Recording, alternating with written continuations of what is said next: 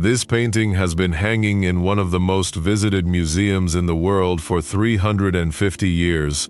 Millions of people have looked at it, photographed it, studied it, and all that time, an object on the floor, perfectly visible, was hiding something almost nobody knew how to read. Today we are going to look at that painting for real, probably for the first time. Part 1. The painting you think you know. The painting is called The Milkmaid, in English, The Milkmaid, or more precisely, The Kitchen Maid. Johannes Vermeer painted it in Delft, in the Netherlands, around 1658. If you have ever seen a reproduction, you know exactly what we are talking about. A woman standing, a yellow apron, a clay jug tilting over a bowl, bread on the table, light coming in through a window on the left. That is all. A domestic scene, an everyday moment, apparently without any mystery. The Rijksmuseum in Amsterdam, where the original hangs, describes it as one of the greatest attractions of the museum. It hangs in the Gallery of Honor, alongside the great treasures of the collection. It has been there since 1908. Before that it passed through auctions, through private collections, through centuries of admiration, and throughout all that time the official reading was always the same, a humble working scene, elevated to sublime art by Vermeer's mastery of light. That reading was not wrong, but it was incomplete, because on the floor of that painting there is an object, a small object, an object that in the 17th century any Dutch person would have recognized instantly, and that today, 400 years later, almost nobody knows how to interpret. When you understand what that object means, the entire painting changes. Part 2. The man who painted 36 pictures and disappeared. To understand the mystery, you first need to understand who Vermeer was. Johannes Vermeer was baptized on the 31st of October, 1632, in Delft. He died on the 15th of December, 1675, also in Delft. 43 years of life. In that time he completed, according to current records, around 36 paintings. 36 in 43 years. That is less than one painting per year. Why so few? Because he worked slowly and with an obsessive precision. Every painting was an act of extreme patience. Layer upon layer of paint, light studied in minute detail. He used expensive pigments, the finest available, and he almost certainly earned most of his income through means other than painting. His father ran an inn and was an art dealer. Vermeer probably inherited both businesses. He painted, but not solely to make a living from painting. His circle was small. In fact, up to half of his entire known output was acquired by a single local collector, a man named Peter van Rooyen, who lived in Delft and became his main patron. Vermeer was not a famous artist across all of Europe. He was extraordinarily appreciated by a few people, in a small city, during a short period. In 1653, he joined the Guild of Painters in Delft, and that same year, he married Catharina Bolnes, a woman from a Catholic and relatively well-off family. Vermeer was Protestant. They had 14 children. 14. And yet by 1672, Vermeer was already in serious financial trouble. When he died in 1675, he left behind debts.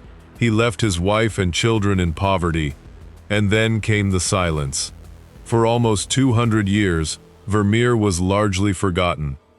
The rediscovery came in the 19th century, mainly thanks to a French art critic named Théophile Torre-Berger. His efforts to identify Vermeer's paintings and the admiration he expressed for them in his writing awakened public interest in the artist. Torre-Berger was the one who gave Vermeer the nickname he still carries today, the Sphinx of Delft.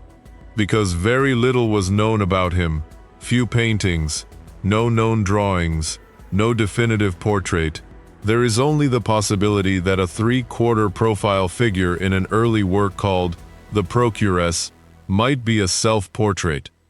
Only a possibility.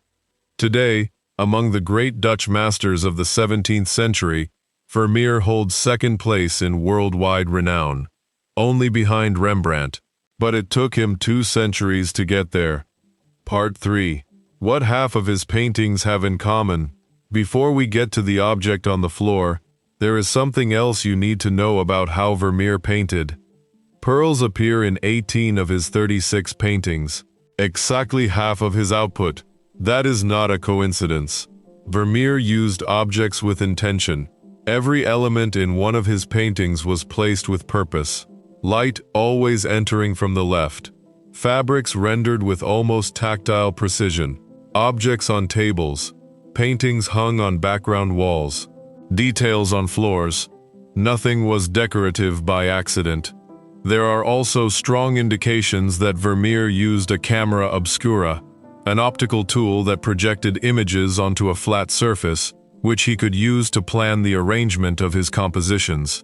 There is no definitive proof, but there are consistent academic arguments. What we do know is that his compositions are exceptionally calculated. The geometry of the light, the arrangement of the figures, the foreground objects that balance the scene. Everything that appears in a Vermeer is there because he wanted it to be there. And that makes the object on the floor of the Milkmaid all the more important. Part 4. The object on the floor. Look at the painting carefully. Bottom right, on the floor, behind the maid, almost at the lower edge of the composition, there is a small wooden box with a grate. It is a foot warmer, in Dutch, a voetenwarmertje. A foot warmer was exactly what its name suggests. Small wooden box with a container inside, filled with burning coals, that women used to keep their feet warm during Dutch winters. It was placed on the floor, under their skirts, when they were sitting down. Beside it, on the Delft tiles decorating the lower part of the wall, there are 2 painted figures. One of them represents Cupid, the Roman god of love and desire. So far, everything seems innocent. A domestic detail, a decorative ornament on the tiles. But the question that art historians have been asking for decades is this: why is that foot warmer there? Because the maid is standing, not sitting. She is not using the foot warmer. She does not need it at that moment. And in other Dutch paintings from the same period, the foot warmer always appears being used, with a woman's foot resting on it while she sits. Here it is on the floor, set aside, apparently unused. That makes it a symbol. Art historian Walter Liedtke documented that the foot warmer was frequently used by Dutch artists as a symbol of female sexual awakening. Precisely because, when placed under a skirt, it warmed the entire body from the waist down. It was not a dark or scandalous symbol for the era. It was a well-known iconography, used regularly. British art historian and lecturer Serena Kant describes it this way: the coals enclosed inside the foot warmer could symbolize the heat of lust in tavern or brothel scenes, or the burning but true hidden passion of a woman for her husband. And the foot warmer in the Milkmaid is reinforced by what is directly behind it. The tiles with the image of Cupid, not somewhere else on the wall, there, next to the object. Is this what Vermeer intended? Was he building a veiled portrait of a working woman whose interior life holds a contained desire? Academics debate, but there is an additional detail that complicates things even further. In the same painting there is another symbol with the same type of reading, the wide-mouthed jug on the table, which in 17th century Dutch art was frequently used as a symbol of female anatomy. A foot warmer, a Cupid on the tiles, a wide-mouthed jug, all in the same painting, all in an apparently innocent scene of a woman serving milk. Vermeer was meticulous. Vermeer was calculated. And Vermeer had lived in a visual culture where these symbols had their own language that his audience could read without effort. Part 5. What the X-rays found underneath. But the story does not end with what Vermeer painted. We also need to talk about what he erased. In 2023, the Rijksmuseum held the largest Vermeer exhibition in history. 28 of his 37 paintings brought together in one space. 650,000 visitors in 115 days. Visitors from 113 nations. The museum's previous record had been set by the late Rembrandt exhibition in 2015, with just over 520,000 visitors in 3 months. Vermeer surpassed it by a wide margin. Resale tickets for the exhibition sold for as much as $2,724 a pair. For that exhibition, the Rijksmuseum assembled an interdisciplinary team of conservators and scientists to analyze the paintings using advanced technologies. 2 techniques in particular. The first, reflectance imaging spectroscopy, known as RIS.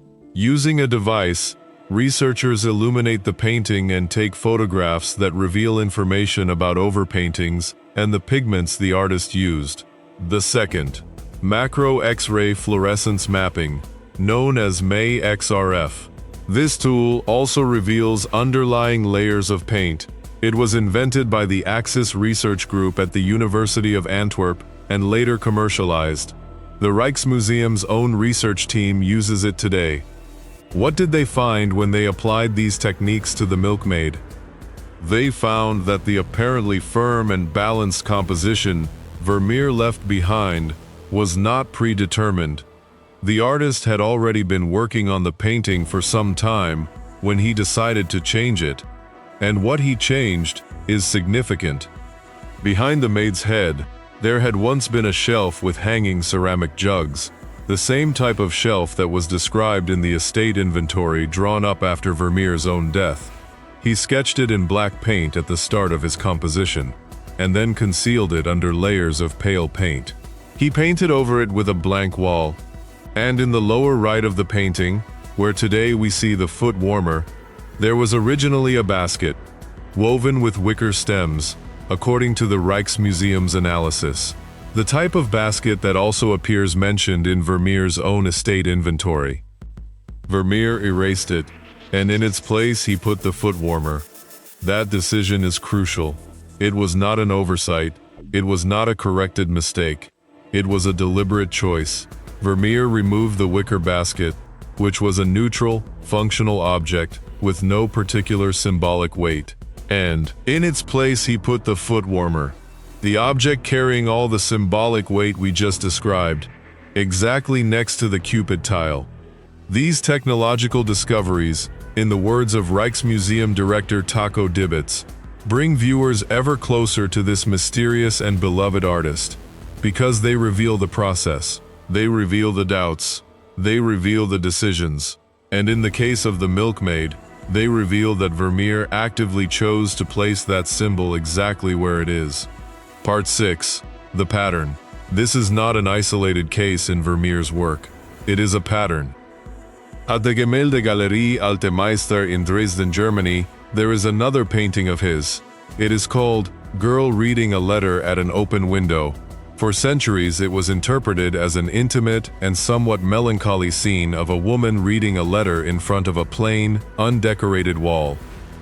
X-rays carried out in 1979 revealed that wall had not always been empty.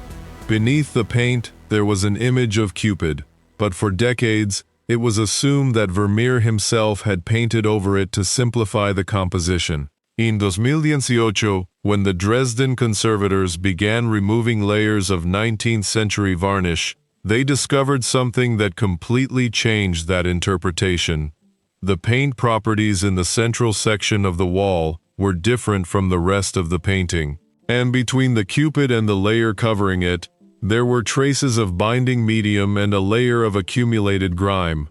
The conservators concluded that several decades must have passed between the completion of one layer and the addition of the next.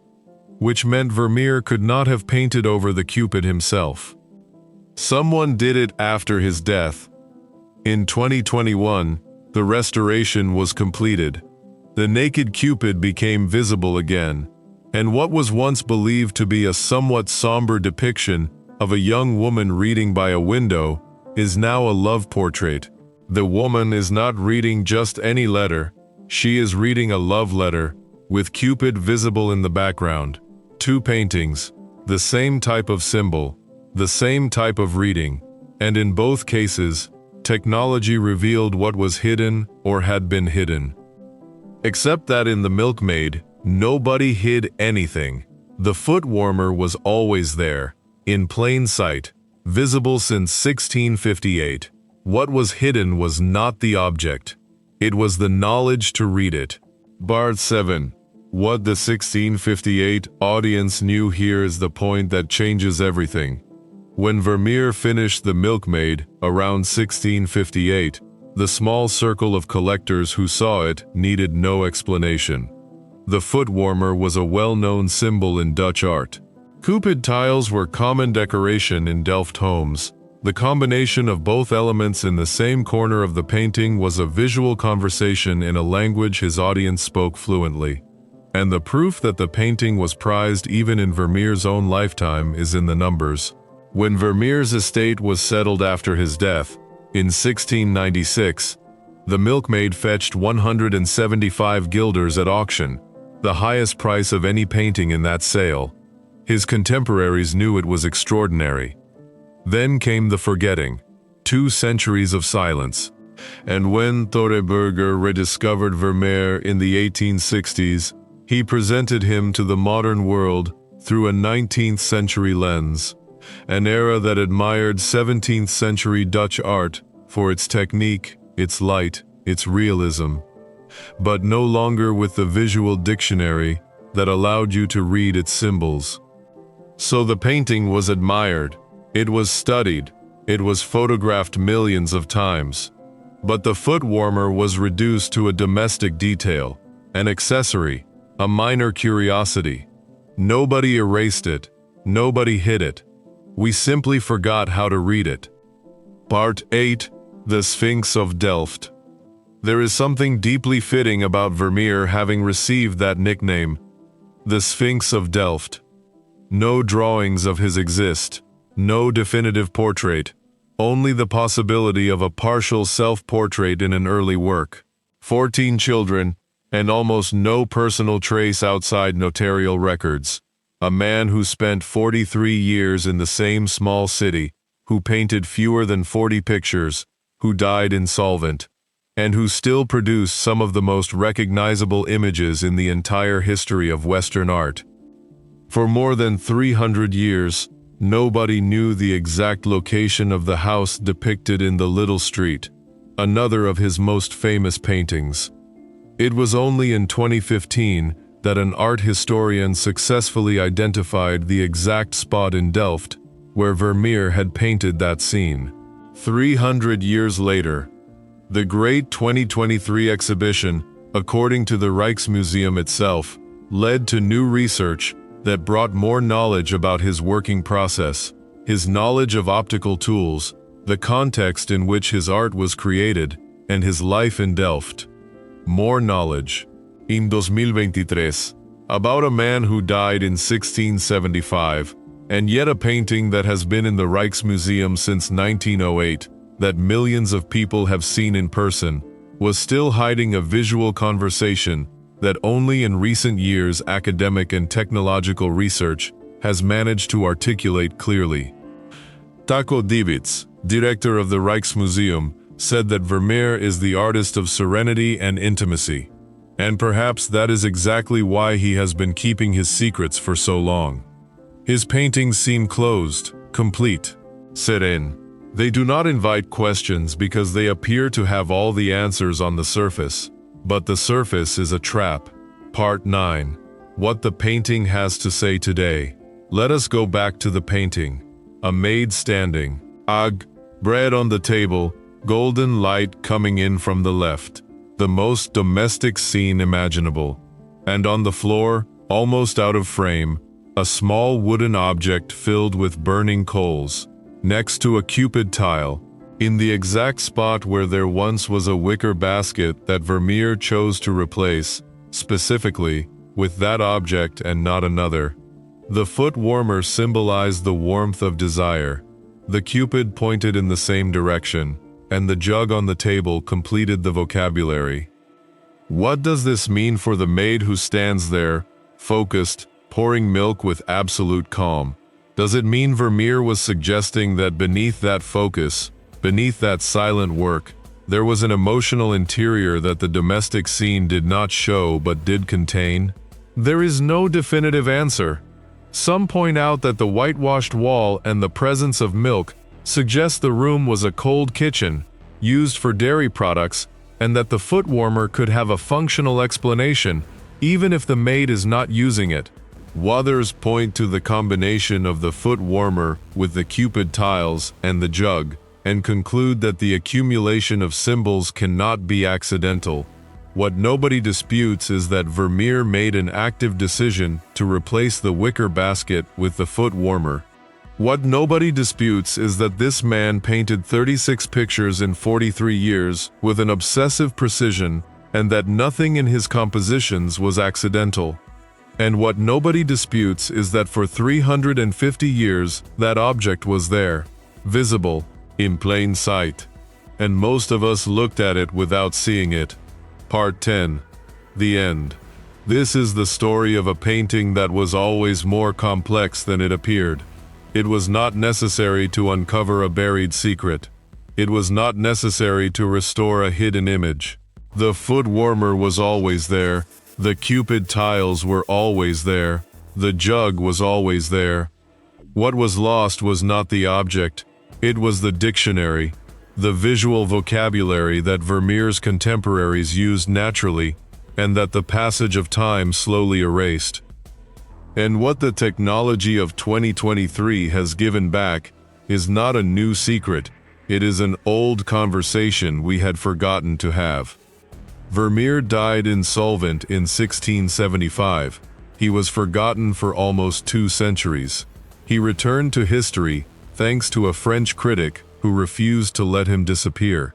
And today, 350 years later, the largest exhibition of his work in history brought together 650,000 people from 113 countries, people who queued, who paid resale prices of nearly $3,000 to be in the same room as his 36 paintings.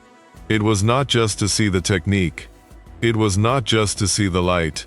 It was because there is something in those paintings that never quite finishes revealing everything it holds inside. And the small wooden object on the floor of the Milkmaid, next to a Cupid painted on a cheap tile, placed there deliberately instead of a wicker basket that Vermeer erased so it would not be there, is exactly the reason we keep looking.